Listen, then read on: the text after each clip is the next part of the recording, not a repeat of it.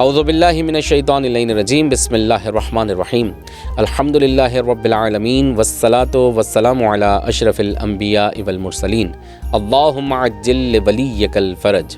عزیزان گرامی قدر، آج پھر ایک اور کیوں کے ساتھ آپ کی خدمت میں حاضر ہوں۔ آج سوال یہ ہے کہ زندگی زمین پر ہی کیوں ممکن ہے؟ اللہ نے اور بھی سیارے بنائے، وہاں پہ زندگی ممکن کیوں نہیں ہے؟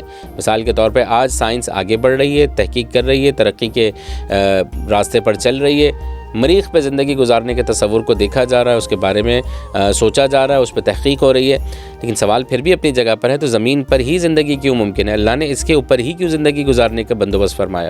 عزیزان گرامی قدر، اگر ہم تھوڑی دیر کے لیے بیٹھ کر سوچتے ہیں کہ ہم مریخ پر رہ رہے ہوتے، پھر بھی یہ سوال تو جنم لیتا ہے کہ مریخ پہ زندگی کیوں ہے؟ اگر ہم مشتری پہ ہوتے تو پھر بھی یہی سوال ہوتا ہے کہ ہم یہاں پہ کیوں ہیں، زمین پہ کیوں نہیں ہیں، عطارد پہ کیوں نہیں ہیں، اور بہت سی چیزیں۔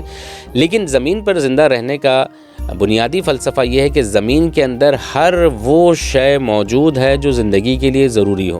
زمین پر ہوا ہے، زمین پر آکسیجن ہے، زمین پر کاربن ڈائی آکسائڈ ہے، زمین پر پانی موجود ہے، زمین پر فضا ہے، زمین پر زندہ رہنے کے اور جتنے جو بھی لوازمات ہیں وہ سب موجود ہیں۔ اسی لیے زندگی کا تصور صرف زمین پر ہے۔ باقی سیاروں پر مثال کہیں ہوا نہیں ہے، کہیں آکسیجن نہیں ہے، کہیں پر جو ہے کشش ثقل نہیں ہے، گریویٹی نہیں ہے، بہت سی چیزیں جو ہیں وہاں نہیں ہیں۔ زمین اجتماعی طور پر یعنی زمین کے اندر یہ ساری چیزیں موجود ہیں جس سے انسان، حیوان یا کوئی بھی مخلوق زندہ رہ سکتی ہو۔ اسی لیے زمین پر زندگی گزارنا ممکن ہے اور دوسرے ستاروں پر، سیاروں پر زندگی گزارنا ممکن نہیں ہے۔